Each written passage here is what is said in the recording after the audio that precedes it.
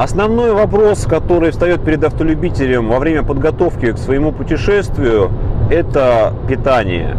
С этим на трассе никаких проблем нет. Кафе встречаются повсеместно вдоль всего пути, на любой вкус и цвет. Что касается выбора места, существует стандартный ответ: останавливайтесь там, где стоят машины дальнобойщиков. С вашего позволения я отвечу несколько иначе. Останавливайтесь у тех заведений, которые имеют фундамент. То есть это не контейнеры, лоточки, палатки, а здания, которые стоят на земле, имеют вывеску. Вы можете смело остановиться и без особой опаски перекусить. Почему так? Дело в том, что кафе на трассе в основном существует за счет постоянной клиентуры. Как правило, это водители-дальнобойщики, которые часто передвигаются по этой трассе и уже сделавшие свой выбор в пользу того или иного заведения. В случае, если однажды кафе оказывает такому клиенту некачественную услугу, дальнобойщики очень быстро это между собой распространяют по рации, во время заправок и так далее. И кафе начинает терять своих клиентов. А что происходит с заведением, когда он теряет своих клиентов? Оно закрывается. Поэтому все заведения на трассе дорожат своей репутацией, и будьте уверены, что вас точно не отравят.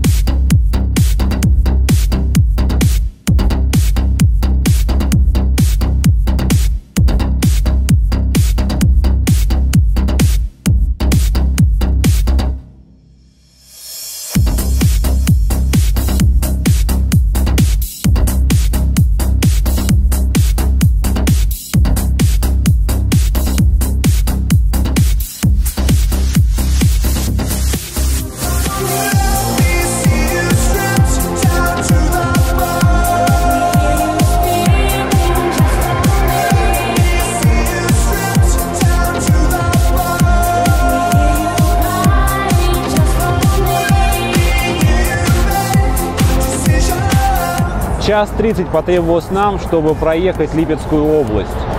Все те же комфортные 4 полосы, разделительная линия. На этом участке нам повстречался один действующий платный участок от дороги и один, находящийся на этапе строительства. Еще одна из особенностей трассы М4 – это такие вот мусорные контейнеры, которые периодически можно встретить возле трассы рядом с такой вот надписью. И вы знаете, это работает, и действительно не возникает желания выбросить мусор просто тупо на улицу в окно.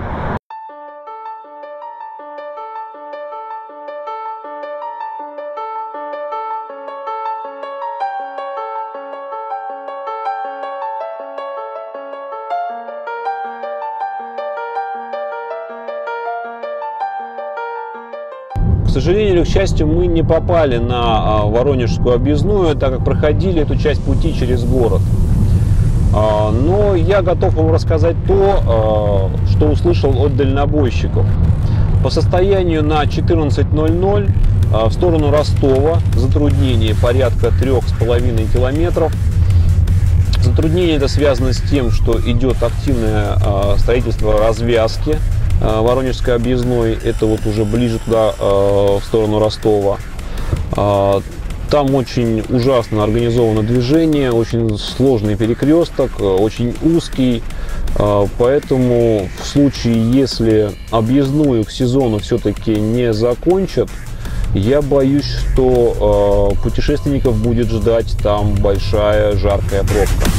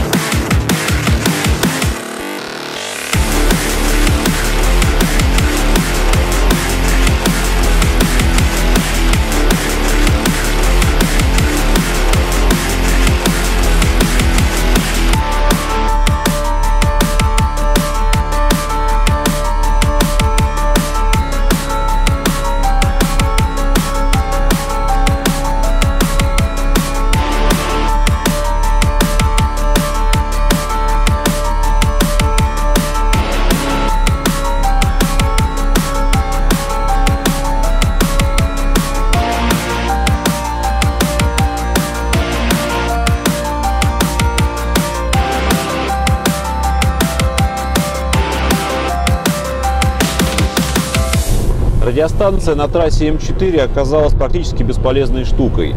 Несмотря на то, что на трассе действительно большое количество машин, казалось бы, эфир должен быть постоянно занят разговорами, но радиостанция молчит часами. Получить информацию о ситуации на дороге впереди нас нереально даже по запросу.